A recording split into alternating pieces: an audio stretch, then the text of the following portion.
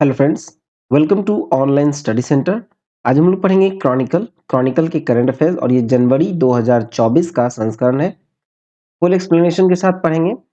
और इससे पहले हम लोगों ने प्रतियोगिता दर्पण को कवर किया था जनवरी का, उसको जरूर देखिएगा। लिंक आपको डिस्क्रिप्शन में मिलेगा, पीडीएफ का लिंक भी आपको डिस्क्रिप्शन में मिलेगा। तो चलिए शुरू करते हैं करंट अफेयर्स क्रॉनिकल के। शुरू करेंगे राष्ट्रीय घटनाक्रम से, जहां पहला टॉपिक है कि हुरुन इंडिया परोपकार सूची 2023 शिव नाडर शीर्ष पर। तो देखिए 2 नवंबर को एडेल्गी और हुरन इंडिया फिलैंथ्रोपी लिस्ट 2023 जारी की गई और एचसीएल के को-फाउंडर शिव नाडर इस पर प्रथम स्थान पर रहे। शिव नाडर ने वित्त वर्ष 2023 में 2042 करोड़ रुपए दान दिया, मतलब प्रतिदिन 5.6 करोड़ रुपए उन्होंने दान दिया। ठीक है।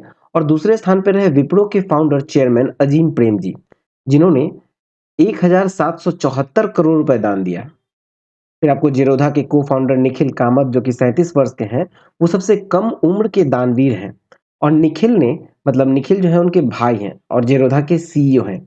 नितिन कामत वो 44 वर्ष के हैं और उनके साथ मिलकर उन्होंने 110 करोड़ रुपए दान दिए। ठीक है। निखिल ने अपने भाई के साथ मिलकर दिया, निखिल कामत और नितिन कामत। ठीक है। देखिए इस सूची में 119 दानवीरों को शामिल किया गया है, जिन्होंने वित्त वर्ष 2023 में 8,445 करोड़ रुपए दान दिए हैं। चलिए नेक्स्ट टॉपिक देखें। अगला टॉपिक है बुनियादी पशुपालन सांख्यिकी 2023। तो देखा जाए तो 26 नवंबर को गुवाहाटी में केंद्रीय मत्स्य पालन, पशुपालन और डेयरी मंत्री पुरुषोत्तम रूपाला ने बुनियादी पशुपालन सांख्यिकी 2023, मतलब बेसिक एनिमल हस्बेंड्री स्टैटिक्स 2023 नामक रिपोर्ट जारी की। और इसके तहत प्रदान किए गए जो आंकड़े हैं, उसमें पशु एकीकृत नमूना सर्वेक्षण, जो कि मार्च 2022 से फरवरी 2023 पर आधारित है।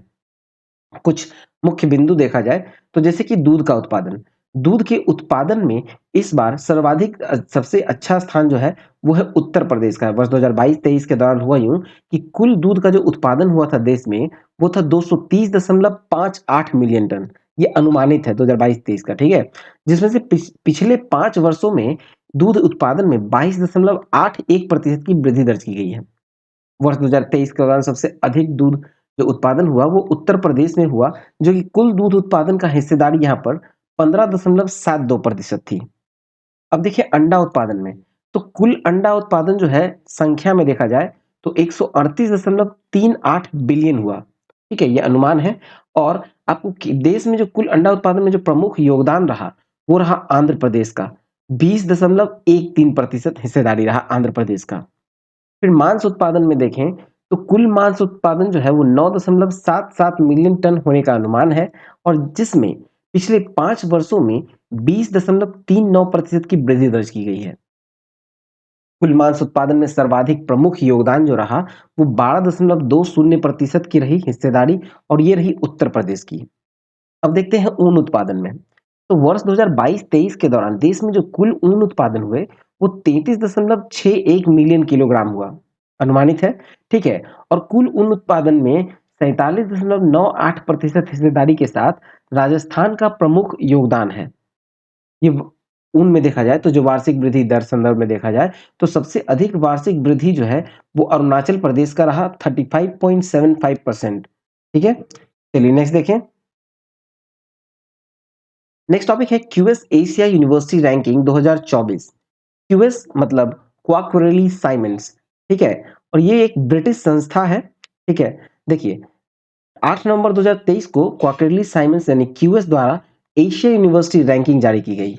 इस सूची में भारत के 148 विश्वविद्यालय शामिल किए गए, और वहीं चीन के 133 और जापान के 96 विश्वविद्यालय रहे। क्यूएस एशिया यूनिवर्सिटी रैंकिंग 2024 में देखा जाए तो 25 देशों से 856 संस्थानों को प्रदर्शित किया गया, जिसमें आपको IIT Mumbai QS Asia university ranking में भारत का शीर्ष संस्थान रहा। लेकिन ऑल ओवर एशिया में देखा जाए तो आईआईटी मुंबई जो है इस रैंकिंग में 40वें स्थान पर था एशिया में। ठीक है। फिर आपको टॉप 100 में देखा जाए तो आईआईटी दिल्ली, भारतीय विज्ञान संस्थान बेंगलुरु का, फिर IIT Kharagpur, IIT Kanpur, IIT Madras और दिल्ली विश्वविद्यालय भी शामिल रहे टॉप 100 में। ठीक है। देखा जाए तो 2014 में क्यूएस एशिया यूनिवर्सिटी रैंकिंग जो है उसमें 16 भारतीय संस्थान शामिल थे, लेकिन इस बार वो बढ़कर 148 हो गए। ठीक है? चलिए नेक्स्ट देखें। देखा जाए तो ये जो साइमंड्स क्वेली साइमंड्स जो हैं, वो दुनिया भर में विश्वविद्यालय और तकनीकी संस्थानों की रैंकिंग जारी करने वाली ये ब्रिटिश संस्था है, ठीक है? और टॉप 5 यूनिवर्सिटीज़ को देखा जाए, तो पहले स्थान पे है चीन के पेकिंग यूनिवर्सिटी, दूसरे स्थान पे है हांगकांग के हांगकांग यूनिवर्सिटी, तीसरे स्थान पे है सिंगापुर के नेशनल यूनिवर्सिटी, चौथे स्थान पे है सिंगापुर के ही नानयांग टेक्नोलॉजिकल यूनिवर्सिटी, फिर आपको 5वें स्थान पे है चीन का सिंहुआ यूनिवर्सिटी। चलिए नेक्स्ट देखें।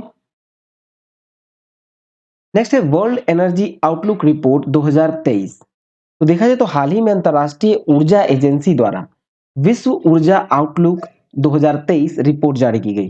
ठीक है, रिपोर्ट की कुछ महत्वपूर्ण बिंदु है, जैसे कि 2030 तक जो वैश्विक ऊर्जा आपूर्ति में जीवाश्म ईंधन की हिस्सेदारी जो होगी वो 80% से घटकर 73% होने का अनुमान है।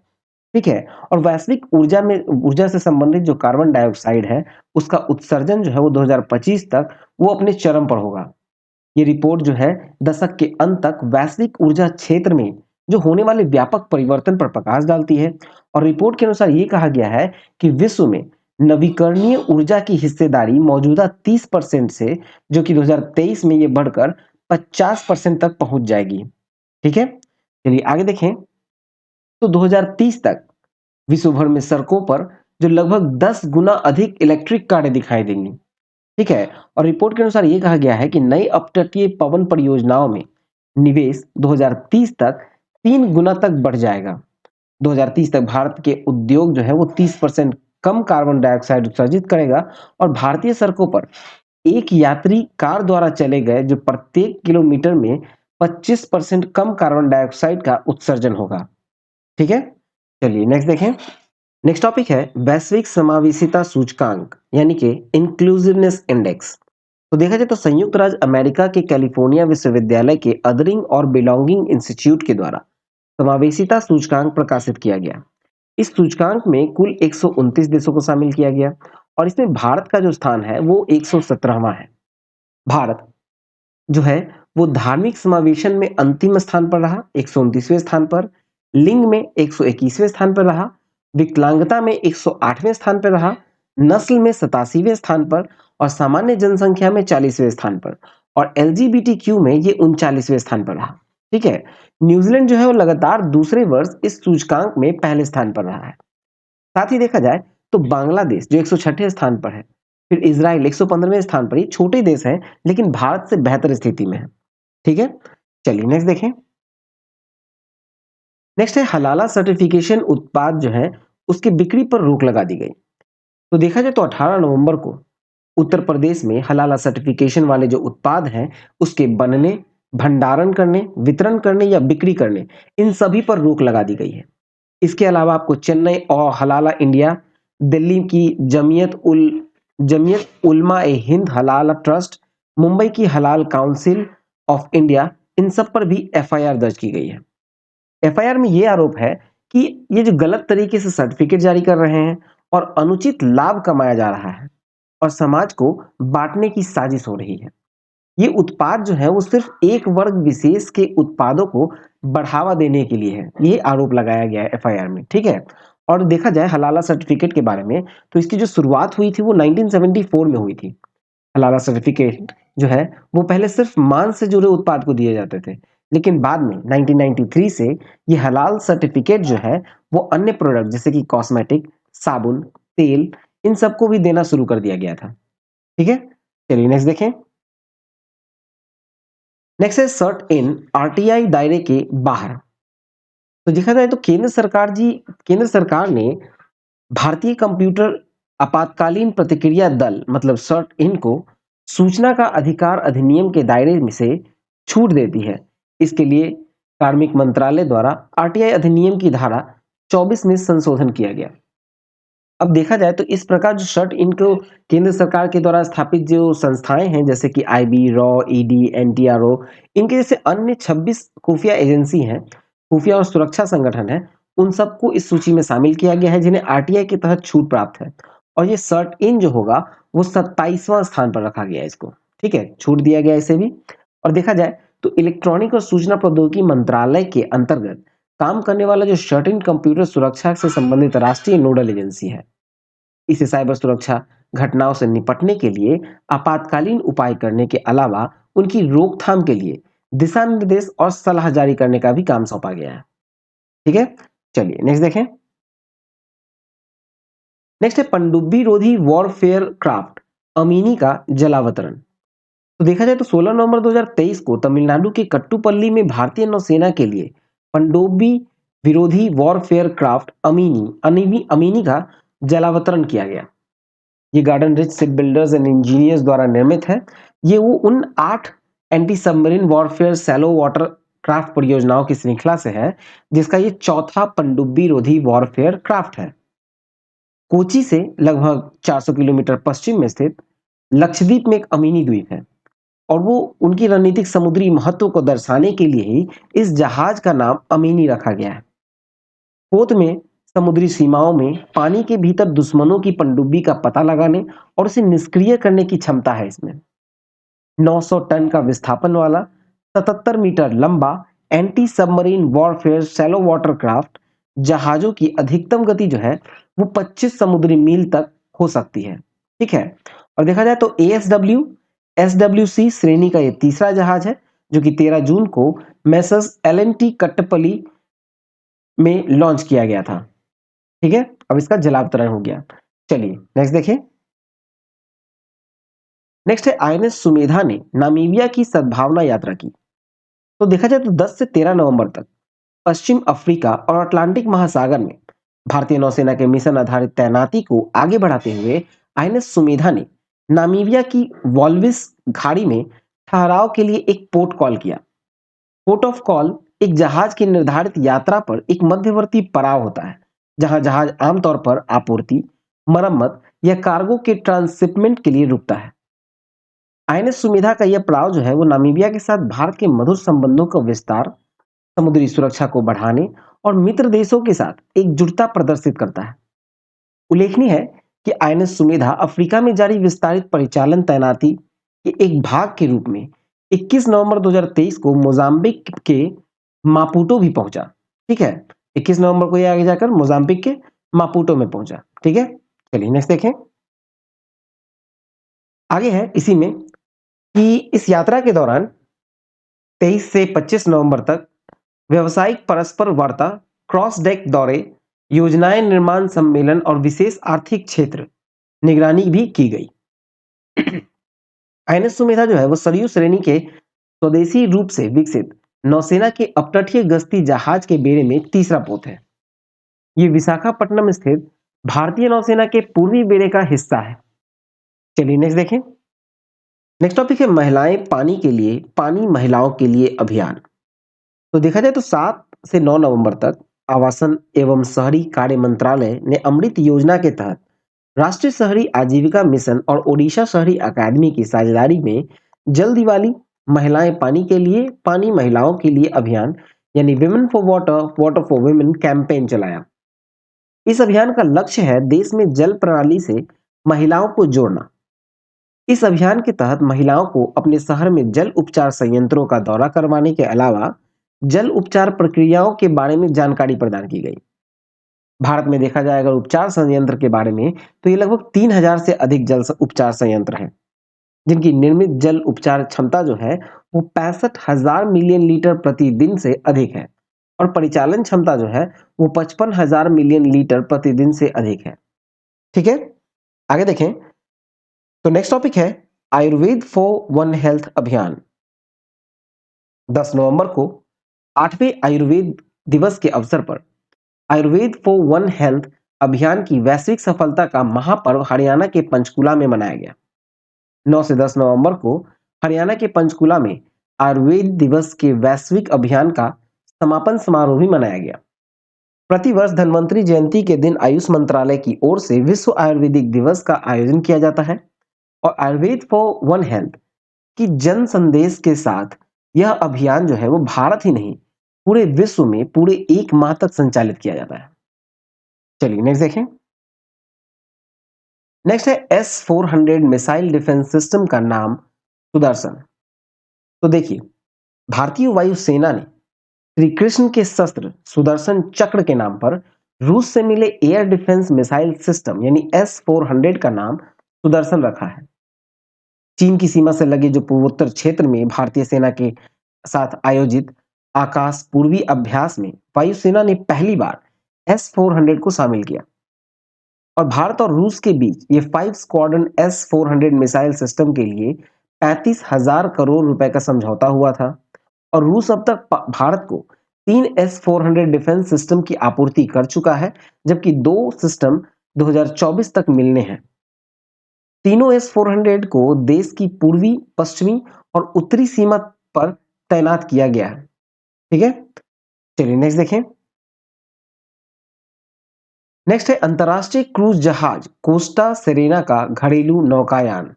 ठीक है, तो देखिए, केंद्रीय पत्तन, पोत परिवहन और जलमार्ग मंत्री सर्बानंद सोनोवाल ने 3 नवंबर 2023 को मुंबई में पहले अंतरराष्ट्रीय क्रूज लाइनर कोस्टा सेरेना के घरेलू परिचालन का शुभारंभ किया। ये जहाज जो है वो आपको मुंबई, कोचीन, गोवा और लक्षद्वीप जैसे घरेलू गंतव्य के बीच रवाना होगा। क्रूज कंपनी कोस्टा क्रूज 4 नवंबर 2023 से 12 जनवरी 2024 तक लघु नौकायान में करीब 45,000 यात्रियों को शामिल करने पर विचार कर रही है और भारत में कोस्टा क्रूज की जो घरेलू नौकायान की शुरुआत हुई उसमें क्रूजिंग और पर्यटन में एक नए युग की शुरुआत का प्रतीक है ये। ठीक है, चलिए नेक्स्ट देखते हैं।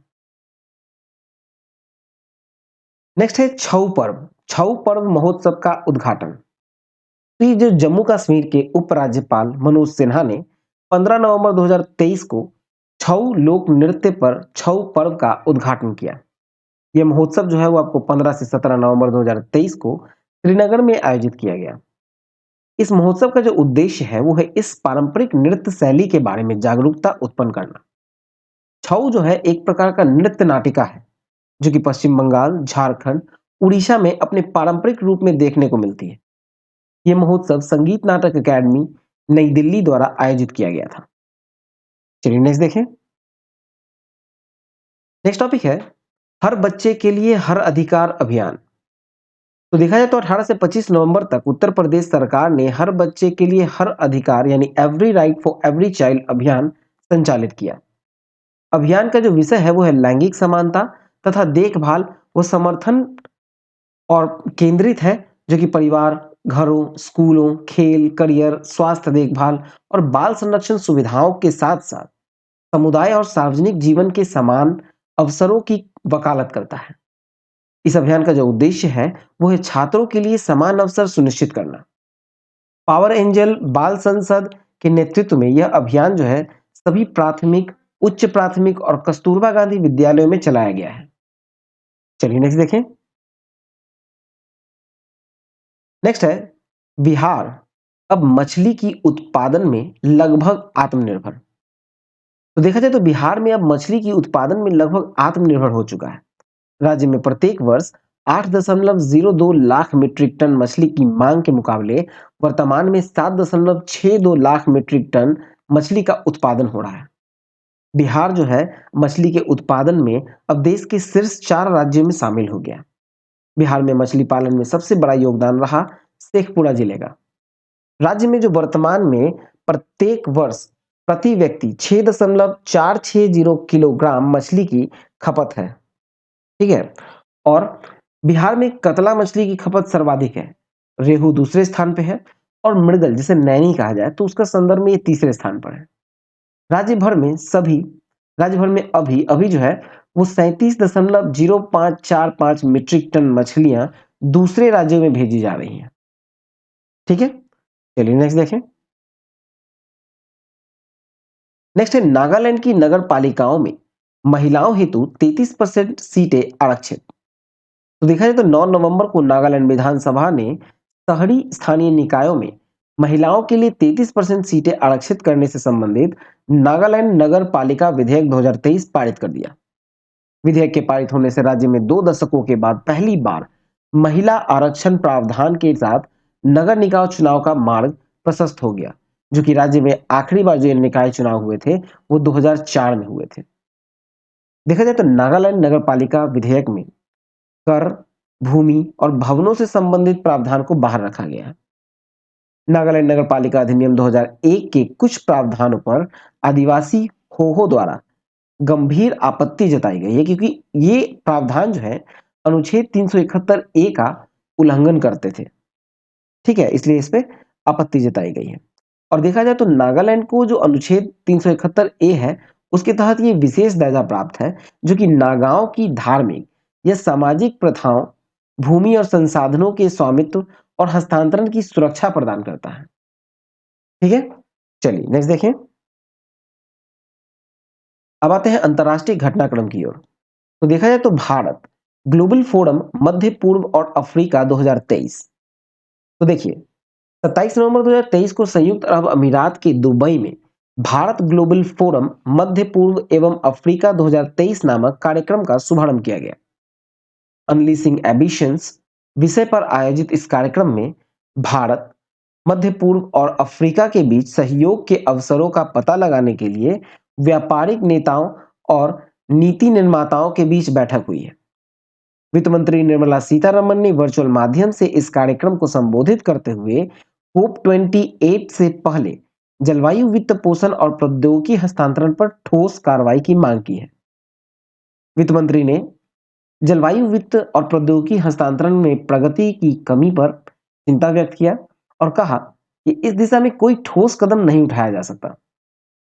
इस कार्यक्रम में संयुक्त अरब अमीरात की कृत्रिम बुद्धिमत्ता मतलब एआई मंत्री जो है उमर अल ओल्मा ने विश्व भर में अर्थव्यवस्थाओं और समाज पर एआई के परिवर्तनकारी प्रभाव को रेखांकित किया है। चलिए नेक्स्ट देखें।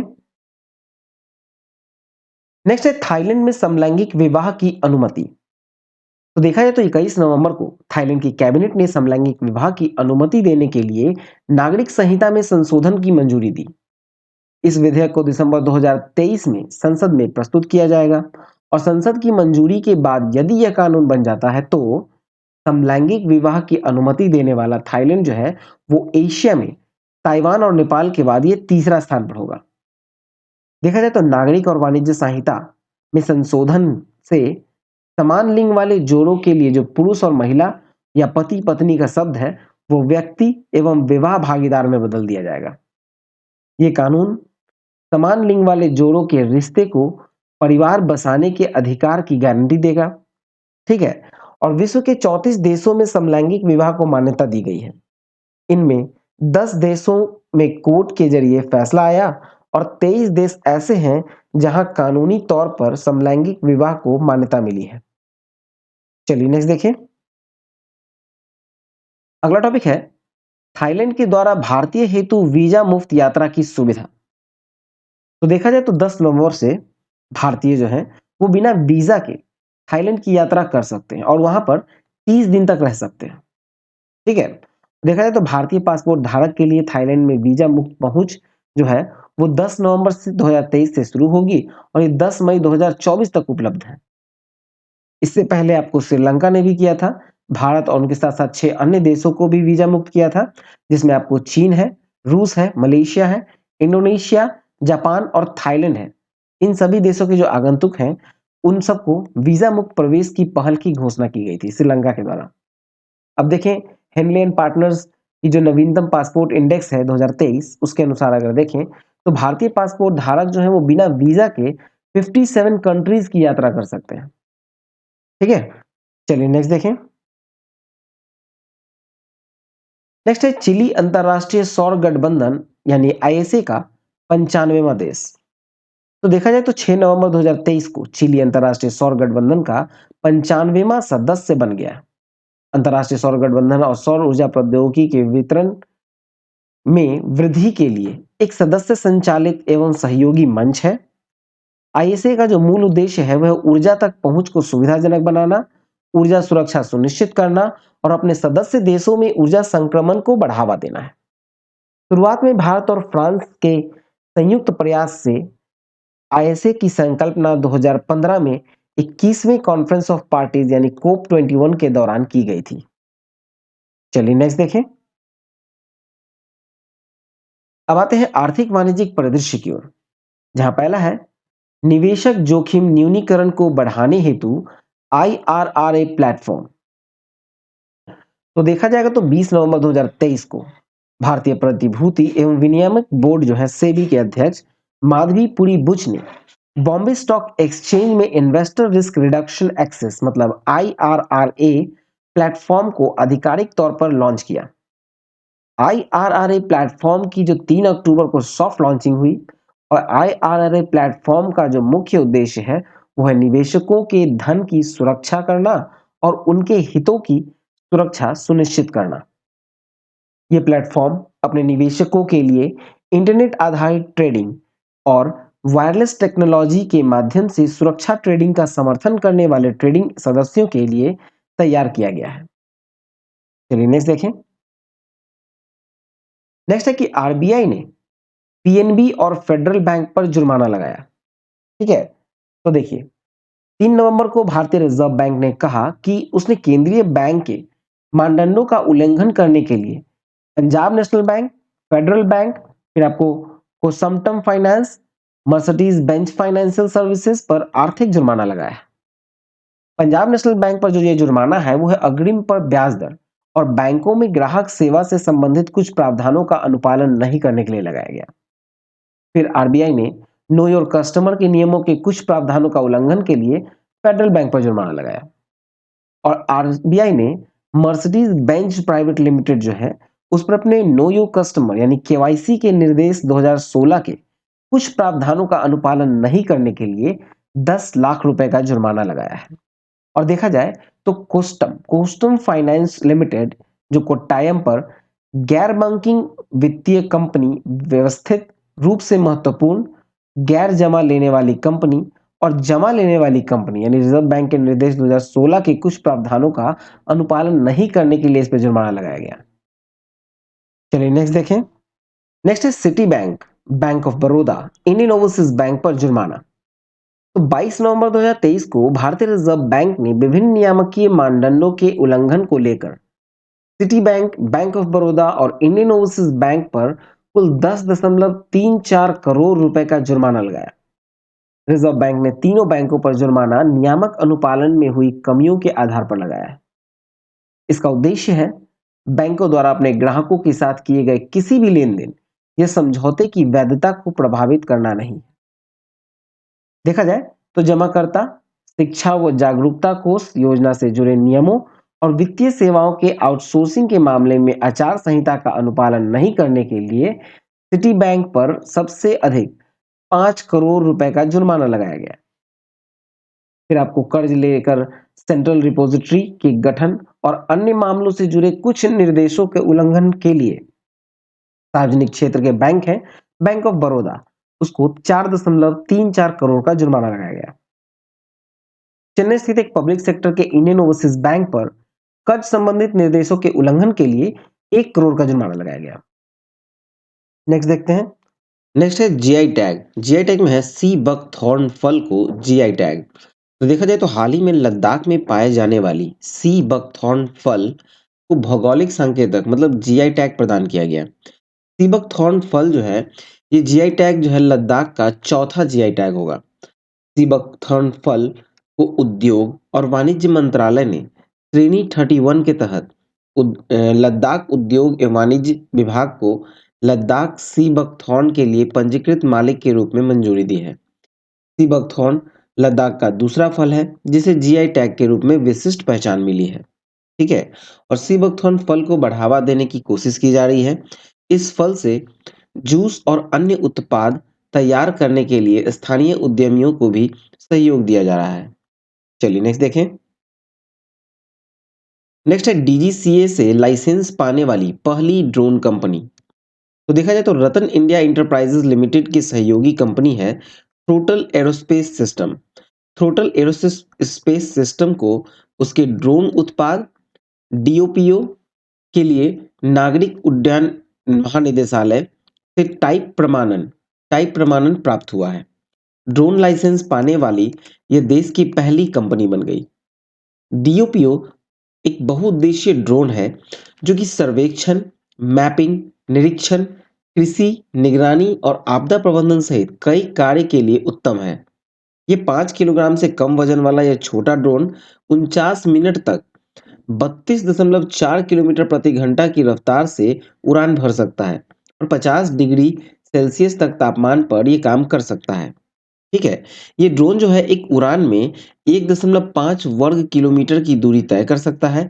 साथ ही एक से अधिक मतलब मल्टीपल पेलोड के साथ अलग-अलग ऊंचाई पर कार्य कर सकता है। चलिए नेक्स्ट देखें।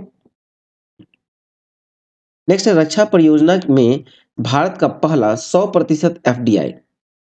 तो स्वीडन की साब वो पहली विदेशी कंपनी हो गई जिसने भारत के रक्षा परियोजना में 100% एफडीआई प्राप्त किया है। ठीक है? स्वीडन की कंपनी साब भारत के कंधे में दागे जाने वाले जो रॉकेट बनाएगी और विनिर्माण सुविधा हरियाणा में स्थापित होने की संभावना है। साब ने कैल्फ गुस्ताफ M4 सिस्टम की नवीनतम पीढ़ी बनाने के लिए एक कंपनी साब FFV इंडिया की स्थापना की है और ये पहली बार होगा जब साब जो कि स्वीडन के बाहर कंधे से दागे जाने वाली रॉकेट का निर्माण करेगी।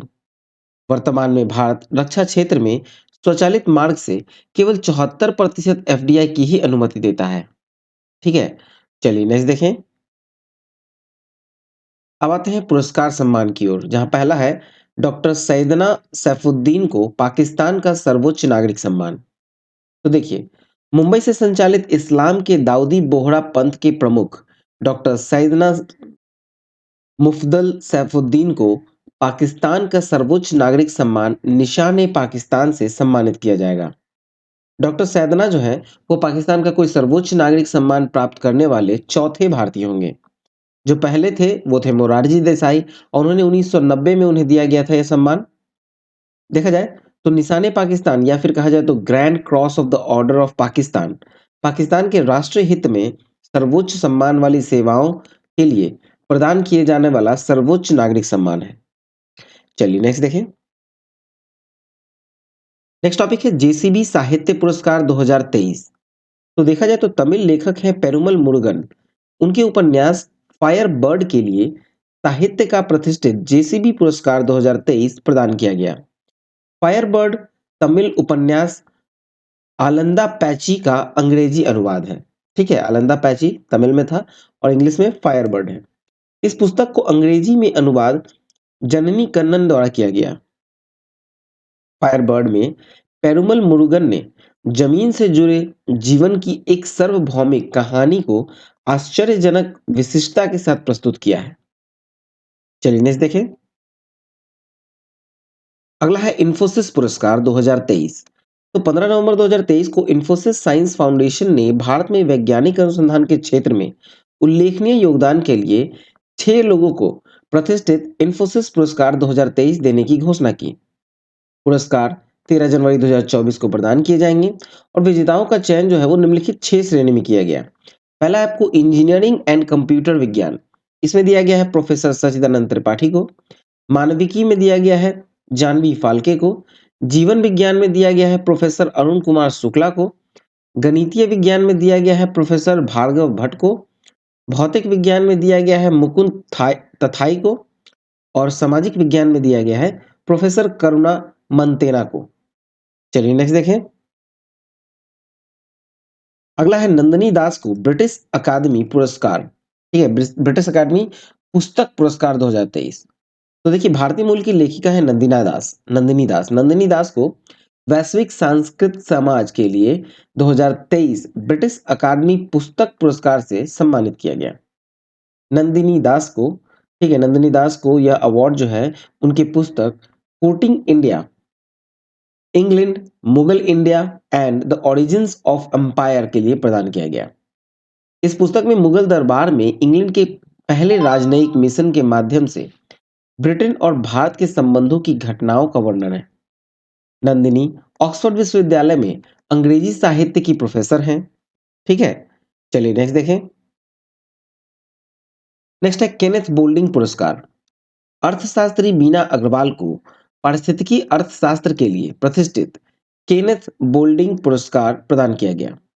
बीना अग्रवाल को मेक्सिको सिटी में मेट्रोपॉलिटन यूनिवर्सिटी के प्रोफेसर डेविड बर्किन के साथ ये संयुक्त रूप से पुरस्कार दिया गया। Bina Agarwal Global Development Institute Manchester विश्वविद्यालय में विकास अर्थशास्त्र और पर्यावरण की प्रोफेसर है और institute of economic growth Delhi के पूर्व निदेशक हैं। चलिए नेक्स्ट देखें। नेक्स्ट है ग्लोबल रिस्पॉन्सिबल टूरिज्म अवार्ड 2023। तो केरल पर्यटन को उसकी टिकाऊ और महिला समावेशी पहल के लिए प्रतिष्ठित ग्लोबल रिस्पॉन्सिबल टूरिज्म अवार्ड 2023 से सम्मानित किया गया। केरल रिस्पॉन्सिबल टूरिज्म मिशन को इस पुरस्कार के लिए दक्षिण अफ्रीका के भू-आबाद देश हैं एस एस्वातिनी के साथ संयुक्त रूप से चुना गया है। एस्वातिनी पर्यावरण अनुकूलन नंगवेन्या ग्लास के लिए प्रसिद्ध है। ये पुरस्कार जो है वो स्थानीय व्यंजन, हस्तशिल्प को बढ़ावा देने और स्थानीय समुदाय के लिए आय के स्रोत पैदा करने में रिस्पॉन्सिबल टूरिज्म मिशन के कार्य को मान्यता देता है। 2007 में स्थापित केरल का रिस्पॉन्सिबल टूरिज्म मिशन पर्यटन उद्योग के भीतर टिकाऊ और समावेशी प्रथाओं को बढ़ावा देने में सहायक रहा है। चलिए नेक्स्ट देखें। आगे है कि केरल ने best for local sourcing craft and food श्रेणी में यह पुरस्कार जीता और यह award responsible tourism partnership and international centre for responsible tourism द्वारा प्रदान किया जाता है। ये पुरस्कार गतिविधियों से जोड़ने और स्वदेशी उत्पादों के प्रभावी विपणन को सुनिश्चित करने के लिए टिकाऊ और समावेशी पर्यटन पहल के लिए दिया जाता है। ठीक है, चलिए नेक्स्ट देखें। अगला है रोहिणी नैयर पुरस्कार। तो देखिए, पूर्व सॉफ्टवेयर इंजीनियर दीनानाथ राजपूत को छत्तीसगढ़ के बस्तर में आदिवासी महिलाओं के सशक्तिकरण में उनके महत्वपूर्ण योगदान के लिए रोहिणी नैयर पुरस्कार से सम्मानित किया गया। पुरस्कार की राशि है 10 लाख। पुरस्कार के विजेता जो हैं वो दीनानाथ राजपूत हैं। इन्होंने 6000 से अधिक आदिवासी महिलाओं को नक्सल प्रभावित राज्य छत्तीसगढ़ में अपनी उपज बेचने और विपणन करने में मदद की है। दीनानाथ राजपूत ने नक्सल प्रभावित क्षेत्रों में केवल महिलाओं के लिए किसान उत्पादक संगठन यानी एफपीओ की स्थापना की है। राजपूत के जो प्रमुख कार्य में आपको देखा जाए तो महिलाओं के लिए स्वयं सहायता समूह बनाना, कुशल खेती का तरीका सीखना, कोल्ड स्टोरेज बुनियादी ढांचे का निर्माण करना और महिलाओं को उनके उत्पादों और सेवाओं में विविधता लाने में मदद करना शामिल है। ठीक है, चलिए नेक्स्ट देखते हैं। नेक्स्ट है केरल ज्योति पुरस्कार। 1 नवंबर को केरल सरकार के द्वारा स्थापित जो केरल ज्योति पुरस्कार के लिए प्रख्यात लेखक टी पद्मनाभन को चुना गया। टी पद्मनाभन मलयालम साहित्य के एक भारतीय लघु कथाकार हैं। वे केरल सरकार के सर्वोच्च साहित्यिक पुरस्कार एजुथाचन पुरस्कारम सहित कई पुरस्कारों के प्राप्तकर्ता हैं। मलयालम साहित्य के क्षेत्र में उनके योगदान को देखते हुए केरल सरकार ने उन्हें सर्वोच्च नागरिक सम्मान के लिए चुना है। केरल राज्य पुरस्कार के तहत 3 पुरस्कार प्रदान किए जाते हैं। इनके नाम है केरल ज्योति, केरल प्रभा और केरल श्री। इस पुरस्कार की स्थापना जो हुई थी वो वर्ष 2021 में की गई थी। राज्य ने अन्य केरल पुरस्कार की भी घोषणा की जो सामाजिक जीवन के विभिन्न क्षेत्रों में उत्कृष्ट योगदान देने वाले प्रतिष्ठित व्यक्तियों को सरकार द्वारा दिए जाने वाले सर्वोच्च पुरस्कार हैं। ठीक है, चलिए नेक्स्ट देखें। अब आते हैं विविध की ओर।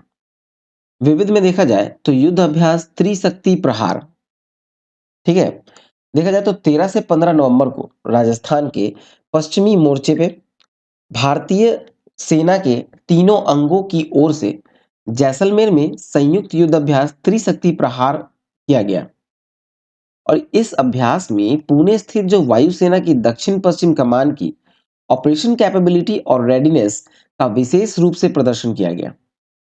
इस अभ्यास का उद्देश्य जो था वो लंबी दूरी की मारक क्षमता, युद्ध तत्परता और बल संरक्षण में नई अवधारणाओं को मान्य करना है। इसमें 30,000 से अधिक सैनिक तथा टैंक, हॉइट्जर, हेलीकॉप्टर और लड़ाकू जेट सहित विभिन्न सैन्य अस्त्र शस्त्र शामिल किए गए।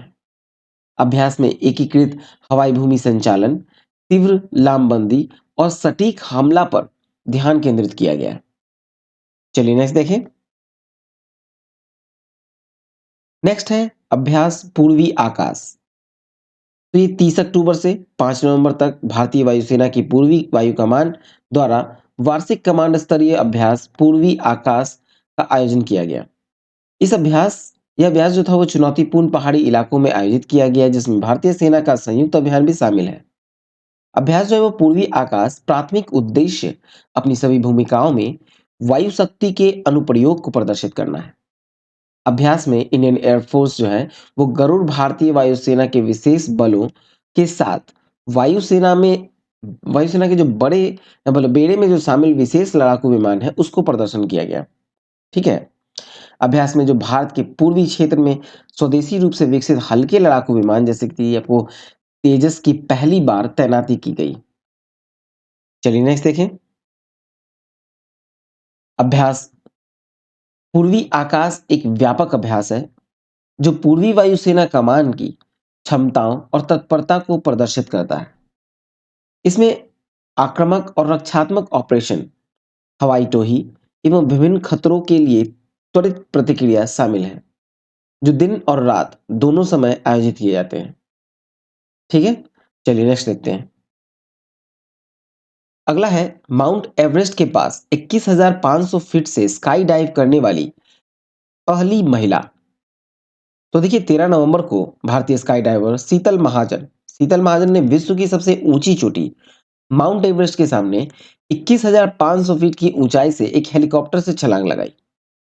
ऐसा करने वाली वो पहली महिला बनी। महाजन जो है वो माउंट एवरेस्ट के निकट 17,444 फीट की ऊंचाई पर काला पत्थर की चोटी पर उतरी और वर्ष 2021 में इन्हें पद्म श्री से सम्मानित भी किया जा चुका है। ठीक है। चलिए नेक्स्ट देखें। अब आते हैं पुस्तक की ओर।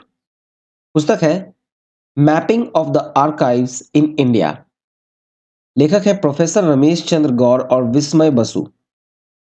नेक्स्ट है थ्रेड बाय थ्रेड। लेखक है सत्य सरन। ठीक है। और ये जो बुक है शंभू कुमार कासीवाल का, ठीक है, द एस कुमार के जीवन पर एक पुस्तक है। ठीक है। चलिए नेक्स्ट देखें। आते हैं नियुक्ति की ओर। तो भारत के सबसे बड़े वाणिज्यिक बैंक भारतीय स्टेट बैंक का प्रबंधक निदेशक नियुक्त हुए हैं विनय एम टोन्स। ठीक है। विनय एम टोन्से जो है वो बने हैं एमडी एसबीआई के।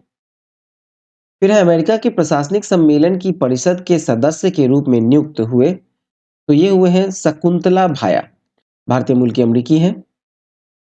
फिर नेक्स्ट है पूर्वी नौसेना कमान के स्क्वाड आर्म अर्थात पूर्वी बेड़े के कमान संभाले हैं, ये संभाले हैं रियर एडमिरल राजेश धनकर। नेक्स्ट है Tata power renewable energy limited के अध्यक्ष नवीकरणीय तथा मुख्य कार्यकारी अधिकारी एवं प्रबंधक निदेशक के रूप में नियुक्त हुए, ये हुए हैं दीपेश नंदा। चलिए आगे देखें। नेक्स्ट है कि 2024 से 26 की अवधि के लिए संयुक्त राष्ट्र में प्रशासनिक और बजटीय प्रश्नों के सलाहकार समिति में सेवा हेतु पुनः नियुक्त हुए, ये हुए हैं सुरेंद्र कुमार अधना, वरिष्ठ भारतीय राजनयिक हैं। नेक्स्ट है कि विश्व स्वास्थ्य संगठन यानी डब्ल्यूएचओ में दक्षिण पूर्व एशिया की क्षेत्रीय निदेशक के रूप में नामित किया गया, ये किया गया है साइमा वाजिद को, जो कि बांग्लादेश की प्रधानमंत्री शेख हसीना की बेटी और मानसिक स्वास्थ्य विशेषज्ञ हैं। अगला है कि 4 वर्ष के लिए सशस्त्र बल न्यायाधिकरण के अध्यक्ष के रूप में फिर से नियुक्त हुए, तो ये हुए हैं राजेंद्र मेनन, दिल्ली उच्च न्यायालय के पूर्व मुख्य न्यायाधीश। चलिए नेक्स्ट देखें। अब आते हैं निधन की ओर। पहला है ब्रिजेंद्र नाथ गोस्वामी, ये पद्मश्री 1998 में और पद्म भूषण 2008 से सम्मानित है। भारतीय कला समीक्षा और इतिहासकार ब्रिजेंद्र नाथ गोस्वामी का 90 वर्ष की आयु में निधन हो गया। अगला है सेवाराम यात्री, वरिष्ठ साहित्यकार सेवाराम यात्री का 91 वर्ष की आयु में निधन हो गया। नेक्स्ट है चंद्रमोहन, ये प्रसिद्ध तेलुगु अभिनेता हैं चंद्रमोहन गारू, इनका 80 वर्ष की आयु में निधन हो गया। नेक्स्ट है महेश्वर मोहंती, ये बीजू जनता दल के वरिष्ठ नेता और उड़ीसा विधानसभा के पूर्व अध्यक्ष महेश्वर मोहंती का 67 वर्ष की आयु में निधन हो गया। नेक्स्ट है लीला ओमचेरी। शास्त्रीय संगीतकार और संगीतज्ञ लीला ओमचेरी का नई दिल्ली में 94 वर्ष की आयु में निधन हो गया। चलिए आगे देखें। अब आते हैं खेलकूद की ओर। पहला है सचिन तेंदुलकर की प्रतिमा का अनावरण। तो देखा जाए तो 1 नवंबर 2023 को महाराष्ट्र के मुख्यमंत्री एकनाथ शिंदे ने मुंबई के वानखेड़े स्टेडियम में क्रिकेट के महान खिलाड़ी सचिन तेंदुलकर की कांस्य की प्रतिमा का अनावरण किया।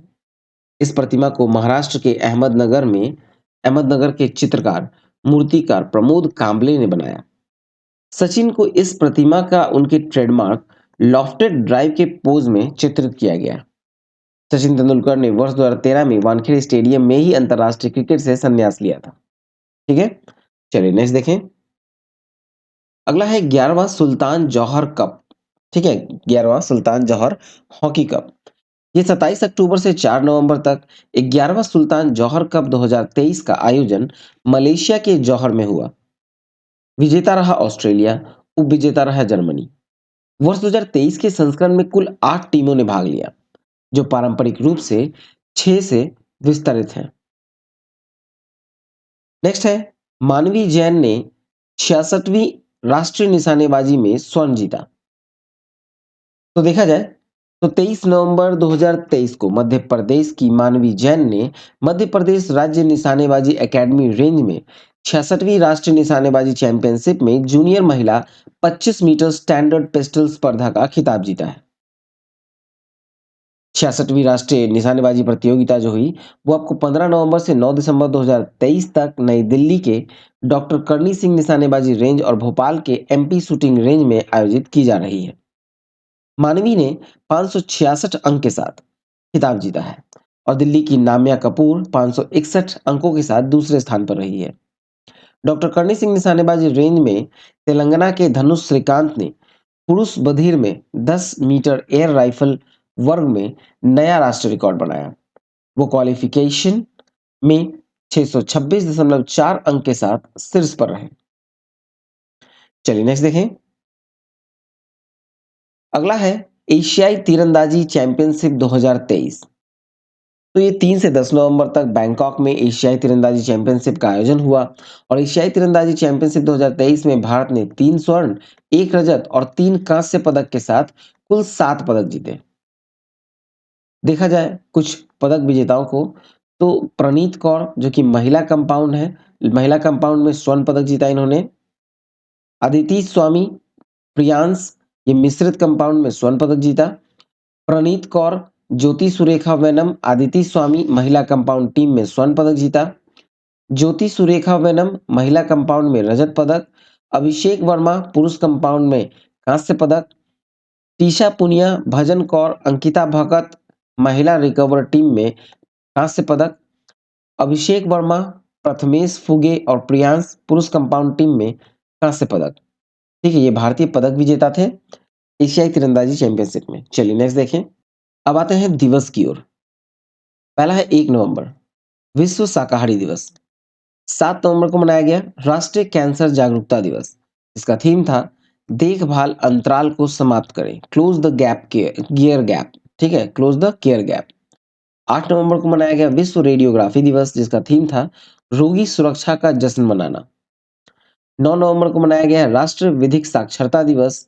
10 नवंबर को मनाया गया है शांति और विकास के लिए विश्व विज्ञान दिवस। थीम था विज्ञान में विश्वास पैदा करना। 11 नवंबर को मनाया गया है राष्ट्रीय शिक्षा दिवस जिसका थीम था नवाचार को अपनाना। 12 नवंबर को मनाया गया विश्व निमोनिया दिवस। 14 नवंबर को मनाया गया है भारत में बाल दिवस हर जिसका थीम था हर बच्चे के लिए हर अधिकार के लिए।